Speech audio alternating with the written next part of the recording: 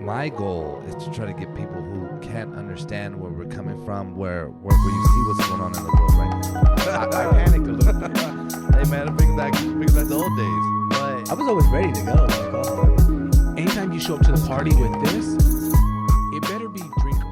Yo, what's up, guys? Hey man, we're coming back at you live and direct. We got another movie review for you. This time is something that was a little personal, I think, to a couple of us and new to a couple others. But this week we got a movie, and it is entitled Her. about Ultron. Could be. This movie stars Joaquin Phoenix. If you guys are fans of him, there you go. You know that kind of direction there. Great actor. Co-starring. I don't know if you want to say co-starring. But yeah, Scarlett Johansson. Because, Definitely co-starring. Because as Anthony will point out to you in a little bit, I'm sure she does not make a actual appearance in the movie. It's more of a voiceover. Yeah. It's like you could have had a cartoon. She could have just been it. She could have, and at least she would have got to see something there. They would have made a hot cartoon though. It's like what's his name who plays Rocket in the Marvel movies? Oh, I forget what his name is. fucking it'll come. I would have said Drax.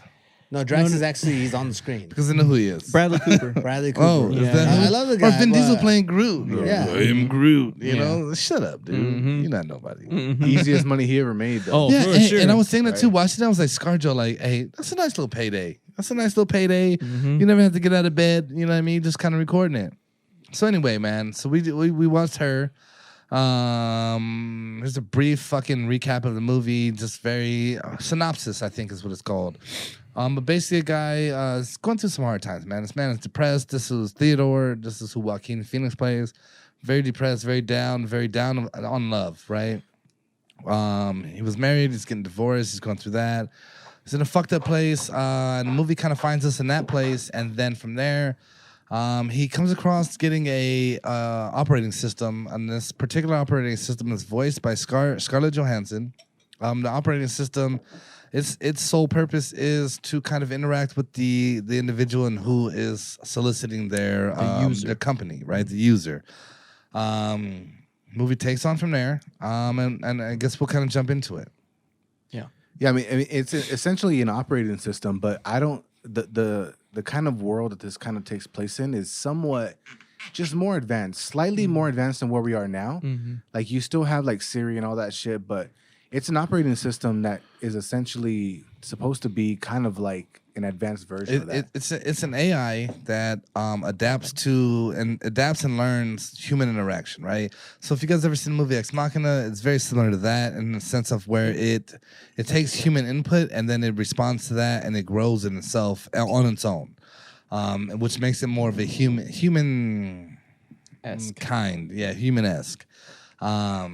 And so we find a movie with Theodore, and he's let's just say he's got the OS now, and he's starting to dive into it. Then we find out Theodore is fairly depressed. We find this out because the operating system interacts with all of his emails. It just basically knows him more than he knows him or people around him do. And like I said, he's depressed, and so she identifies that, and she's trying to be his friend. I don't know. Well, no, I just feel like once he boots up the operating system, it's fairly easy for her to be, it's very like a easy relationship that they start. Like it's very easy for them to get along and kind of talk, and it kind of fades out as they're having a conversation. But a lot of it's set up with how he carries himself. Now he works at kind of like a business that writes personalized cards for individuals. Yeah. So Handwrittenletters.com. handwritten letters, literally. So he's just writing letters for other people, and that's kind of the world they live in, where things aren't very personal, you know. So that kind of sets it up, and I think one of the things that really sets it up before he gets the operating system is he's leaving work and he's in the elevator and he's like, he's talking to his phone. He's like, play a melancholy song. Yeah. And then it starts playing. He's like, play a different melancholy song. Yeah. And it's just, that's his character. He's going through, obviously, he's in a depressive kind of state. And it's evident just by how he carries himself and what he chooses to listen to. I would just say this off the bat. I like the cinematography. I like the angle shot. I like the feel of the movie. For me, it's a very like high quality movie in terms of cinematography. I thought it was really cool. I'll say that I'm a big Joaquin Phoenix fan. And I think that nobody plays a depressed character like he does. Yeah, that's if for you guys sure. have seen the movie The Joker, there you go. And I think I imagine the director of The Joker, or whoever was casting The Joker, saw this movie and saw like you could play a man in distress better than I've seen anybody probably else play it. He was also depressed in the movie Signs because he was a failed baseball player. Yeah. He was. So You're right. he plays a depressed person.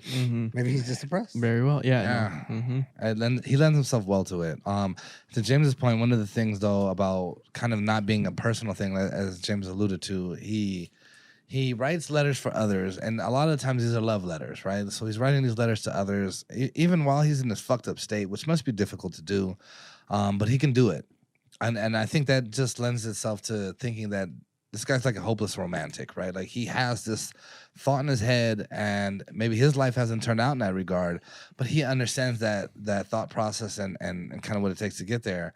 But one of the things he says to another character who's also in the movie, another star, is Chris Pratt. Chris Pratt's in this movie. Very odd looking Chris Pratt, but Chris Pratt, probably early in his career. But he tells him they're just other people's letters. Yeah. And I thought that kind of encompassed the whole thing, because he could write these beautiful pieces of work and then understand though it's not him. You know, they're complimenting him on the letters and saying like, oh my God, it's so beautiful, and he understands though, like, sure, but he also understands that that's void in his life. And then introduces the operating system, Scarlett Johansson. And he starts to interact with her. That's the name of the movie. I did that on purpose. He starts to interact with her, and they develop a relationship. And to be fair, Theodore Joaquin Phoenix was the guy that would also he'd kind of call up these sex lines, like these like phone sex lines. So he's already interacted with people that you're not physically interacting with. So it wasn't outside of his world, and I thought that was important. This is somebody that was looking for a connection or some sort of something, and was okay with it not being a physical interaction. I think that's a big thing to understand if you approach this movie. Yeah, he was a very lonely person. Yeah. So he would take the opportunity to However have you phone could get sex. it. Now, do you think he paid for like a membership?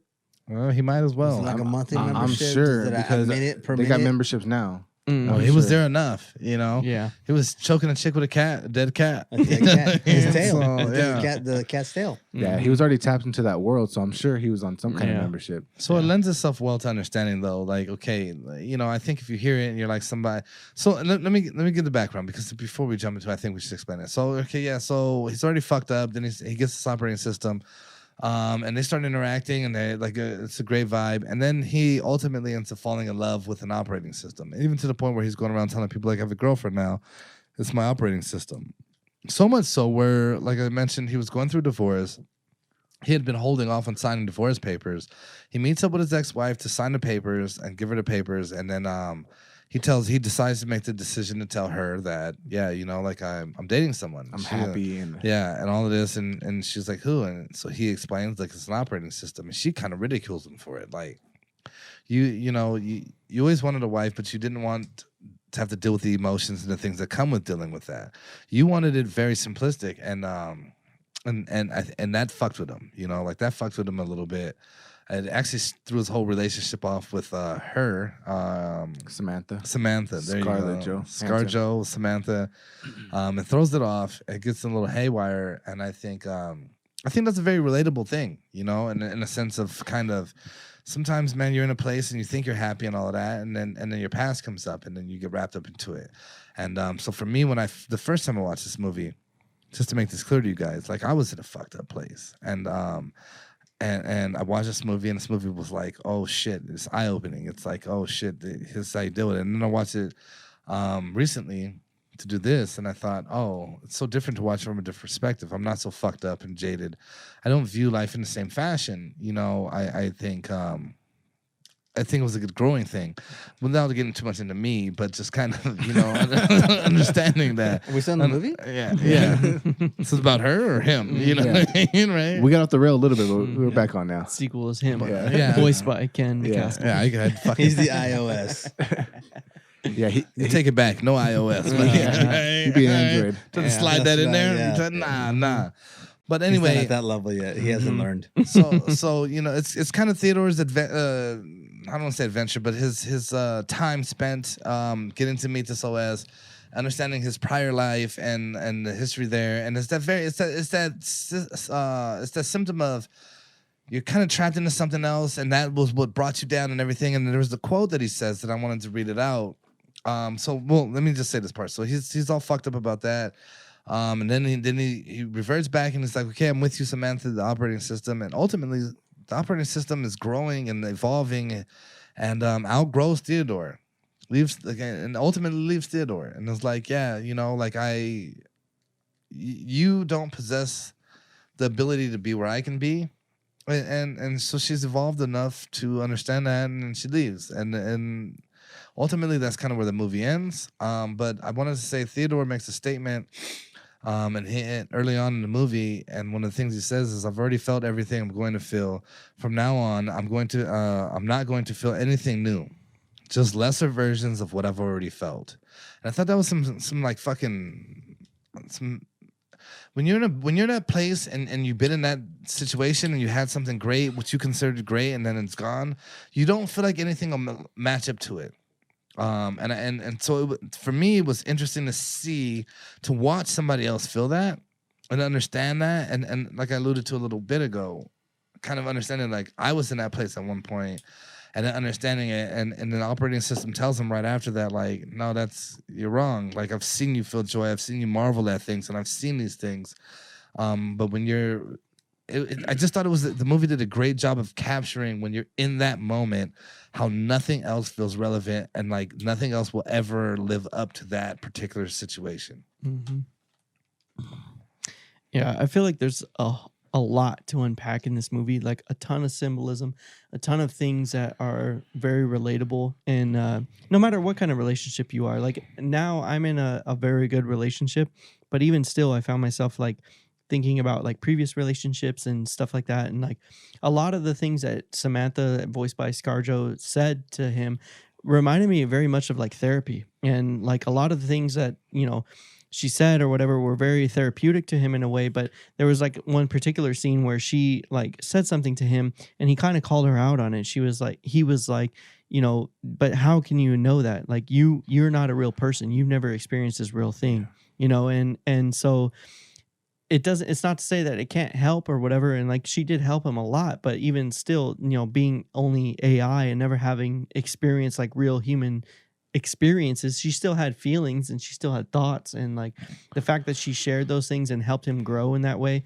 it was so weird. Like you kept going between, at least for me, and when I watched it for the first time, and so going between like using not the excuse, but the sentiment that like, oh, this is just an operating system, right? This is just like a computer program, and that's all that it is. But then also in other parts of the movie, you're like, no, it's much deeper than that. And so that's where the conflict of the story is, right? It's like you kind of go back and forth in between. You get sucked down this rabbit hole of like, no, she's making really good, valid points, but then you kind of remind yourself, or you have to be conscious of the fact that like, no, this is an operating system. This is a computer program, and these feelings, like they're all artificial, but then you kind of find yourself like guessing, are they, And so that it kind of like brought up the question to me, and like, I wonder if there was something to come out like that, this is this advanced, that can like learn through experiences and develop feelings, even though it doesn't have like physical human emotions, like would people still listen or follow advice from like a virtual therapist? I think for sure they would, right? But I think this movie did a good job of even though it was an operating system, I think that there was moments where like you said, where he's like, oh, you don't know what it's like to lose something, and she took offense to that, right? So she's learning, yeah. But then also she was like, you're right, yeah. Also, when he couldn't have sex with that one thing, he was like, what? Why do you take a breath? He started calling out the fact that like you do this thing where like they need to breathe, and you don't need to breathe. She's like, that's just how people talk, but he was like, yeah, but they do it that way because they need to breathe. You don't need to breathe, right? So, but my whole point behind that is like, people do that all the time in relationships because they just point. They say things like, "Oh well, you don't know what it's like to sacrifice," or so they start poking at things that don't need to be poked at. It gets defensive, and there's no relevance to the statement, or there's no real meaning behind it. You just want to try to offend the other person and deflect. So I think this movie did a good job of of even though it's an AI, you have these real relationship dynamics, and you he learned a lot through them. He learned what he did wrong in those situations too. He's like, I used to shut down and do all this. I don't want to do that with you. I want to just be open with you and tell you all those things. So I think it did a good job, even though it was AI, of showing how a real relationship and how real bad habits can still present themselves. Even if you were to deal with that, you're still going to have those real negative traits and moments, you know? And that really resonated with me as well, because that's something that I still struggle with. Like from previous experiences and relationships, like that's one of the things. And I don't know, like I guess it's just my nature and maybe a little bit of the Irish in me. Like you just stuff everything way down, you know, like you don't rather not deal with it. You just kind of like shove it down and, you know, you just kind of like pretend like it doesn't bother you, you know, but eventually that stuff comes up in real life and that can kind of develop into a resentment in a way, and it shows itself in very unhealthy ways. And that's one of the things that I struggled with in my previous relationships, and it's something that I'm still working on. And shout out Smoking Hot Stephanie. She's been like the one that's helped me learn a lot about how to like deal with those kind of emotions. And I think that's part of the reason why this movie is so compelling. It's like those types of things are super relatable for everybody, and it doesn't matter where you're at. And I think the fact that you had him interacting with an operating system made it more relatable. I think it takes out the other equation of man versus girl or whatever, who's right, who's wrong. And so you take a situation in which he's saying something that's factual and saying like, well, you don't understand that, you're not that. And I think in a lot of times, let's say your career, like you might tell your significant other, you don't understand what it is in my job, and they don't. However, it's offensive to say that because it's a lot of times I think, you know, like people want to relate, people want to be a part of your world. And I think the fact that in this movie you're using an AI, it made it where you can't judge it for that, right? Like it wasn't wrong. Is he wrong? No, he was right. It's factual. And there's no subjectivity to it. It's very, it is that. Yeah, and so using that made it, I think, easier to understand that. And I think if anything, it was a tool and it kind of assisted in conveying that message across the board. And from both parties, right? Like they can't really understand each other. And at one point, Samantha even says, I thought about all the things that we were different about. And there's so many things. And then she goes on to say, and then I thought, look how many things that we're similar in. And I know we're looking at this as an AI, but I think it translates into human interaction as well, right? Yeah.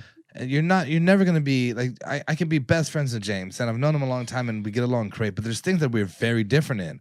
But that's what makes it good is that like I don't always agree with you, and you disagree with me, and then we discuss it, and I can see your point, you see my point, and I think this highlighted that, and I think the overall theme was growth, right? I think for both of them ultimately. Yeah, and they both grew. And one of the last things that Samantha says towards the end, it's like, now we know how, right? Like, you know, when the whole relationship ended, and I forget the specific words or whatever, but it was something about like learning how to love people and accept people. He said, I love you. Yeah. And she goes, like, and now we know how. Like, you know, they both learned in a way. And so, so favorite scene? Well, it's gonna be a little off subject here, you know. No, but honestly, I don't know, man. My favorite scene is probably honestly the one that I like the most. There's two. One is when Theodore is running, when he can't find Samantha. I don't want to get too much into it. I want people to watch it and not understand what's going on. But he's running, he's panicking, and he falls down. And I just thought, number one, Joaquin Phoenix plays the role great. You know what I mean? Like he's wearing this weird pastel outfit. You know what I mean? And he fucking falls down. You'll see Travis in it next week. Yeah. I'm gunning for that. And shirt. the way he falls, it's so real. Like it's real. Like he fell, got up and then looked for all this shit, picked it up and ran away. And then the second scene that I'd say, and there's one that I wanted to say, but that would have been more of a joke. So I'll keep it sincere. It's like there's a scene where he's like he goes to the beach and so as I said, this is an operating system, so everything that the Samantha operating system could see is all based on his phone camera. And so he has this camera in his shirt pocket. If you're watching the video on YouTube, you see I'm wearing a shirt pocket now. I don't have a phone to put in there because I'm being recorded on it. But basically, he's going there, he's showing her the whole beach and everything, and then he sits down. And the reason why I think it stood out to me is because he's fully clothed, and I mean, this guy's like just left the office. You know what I mean? It's odd. And then he sits down, falls asleep on the beach, and he doesn't have a towel. There's no blanket down. This man's laying in the sand. You know what I mean? But I thought, like, understanding it, where he's been and where he's at that particular point in time, it's almost like telling you, like, none of that was relevant. You know what I mean? The only thing, because everything that he wanted was right there, and he was happy, and it didn't give a fuck, and that's something that I just thought resonated with me. And in looking at that, the way they shot that and everything there, and then all the symbolism in it, that's what I got out of it. Yeah. So for me, I have a few too. One's gonna be funny. So for me, I like the nuances of the movie. I think it was very good in capturing those little characteristics that develop the character very quickly. One is he's going through his email on like the subway, and all of a sudden it's like this celebrity posts her pregnancy photos, maternity photos. Yeah, oh yeah. So he starts fantasizing about her later. So you see some like naked pregnant chick. I thought that was really funny to see how that, like, his character had fantasized about that particular instance. So it just develops the character. The second thing I really like is the music that she creates to capture moments, because I write music. So I understand that sometimes that does capture like a photograph or a memory or thought or a feeling. So that completely resonated with me. Just to add to that, not to cut you off, but in one, she creates a song and specifically says, we don't have any photographs together, so I made this song as kind of a photograph. That was what she could provide. Exactly. Yeah. So that's how she kind of used music, and I think it can be used that way. Oh, for sure. And then the third one you mentioned earlier was the moment that he realized that he was capable of loving in that way. And that she had evolved to know that, and then her line was exactly that. Now we know how. Yeah. And I think that was the point of the movie, was to not necessarily show what would happen if you were to fall into this AI relationship or how depressed he was. The fact that they were able to understand what love is, I think that was the growth and the moment where he actually turned the leaf. So I was very hopeful for his future, which ultimately led to the email he sent at the end of the movie. You guys watch it and see that, but that's, to me, what turned the page for him. We're gonna dive into that. And she was crucial in his growth for that, for sure. healing. Yeah. So those are my kind of favorite things about the movie. For sure. Yeah, there's so much to unpack in this movie, and like I said, it's relatable to everyone, and we all kind of like have so much to share about it, but we haven't really heard a whole lot from our good friend Anthony over here. I was looking at him too. And I'm curious to hear, like, you know, I know that you had kind of some reservations about the movie, but like, is there something that resonated with you? Like, what was your favorite scene? What do you have to say about it? So I'm gonna give you guys an actual review of the movie. Yes, please. Because I think we've heard a lot of in-depth stuff from Yeah. the three of you smart gentlemen. The movie was a little odd, right? It was a little odd. I kind of likened it to that one guy who married his sex doll, right?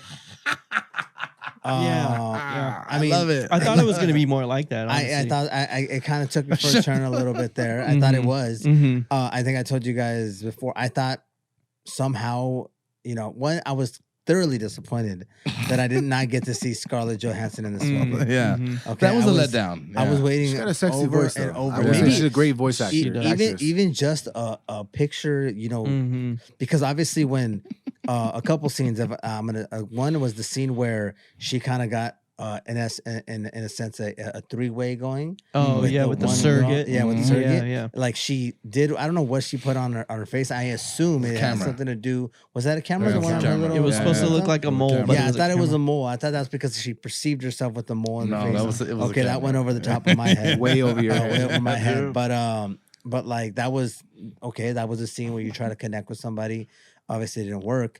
And then the other one that I really felt was the one where he thought he had lost her. Like that one really showed his connection to her by that point, because you know, like you guys said, he had gone through that time where he was starting to realize, like, you are a system. Like, how do I love you after he met his ex-wife, right? And that really is what brought him over the top to like understand that he did love her and that. But overall, it was a good movie. I liked it. Joaquin Phoenix is a good actor, a great actor. I like him.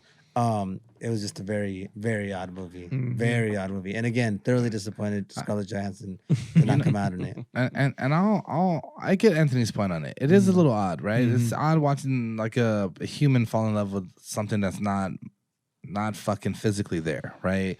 And I get it, but like I said, I the way I took it, and I think, and again, I full disclosure here, I was in like a fucking crazy place when I think James actually told me to watch it when I originally watched it. I was coming out of a crazy place. Yeah, and I was in one.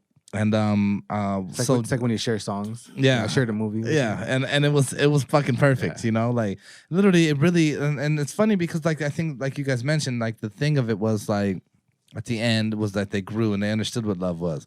And I think at the end of me watching it, I don't think I did, but I think I got the message, and it wasn't clear to me. I was just too fucked up, right? But at the very end, Theodore writes this email to his ex-wife, and in this email, it's just a marvelously constructed email. So marvelous that I actually Googled this email that he wrote, found it, and then I sent it to my ex, and I almost verbatim. I changed a few things that didn't apply and didn't make sense. And I sent it to her and via email because at this point, like you get to that point, you don't have numbers and shit. And I just I sent it via email, and actually, man, rekindled something. And yeah, it actually did. And but when I sent it, and here's the fucked up thing, right? Like what I wrote, hearing it again today, I understood that when I sent that, I didn't fucking get it. I didn't. I wanted to, and I didn't. I didn't understand what he was saying. But the reality of what he was saying in this email is just simply like, hey, like, I apologize for all the things that I did that made you feel like you weren't enough.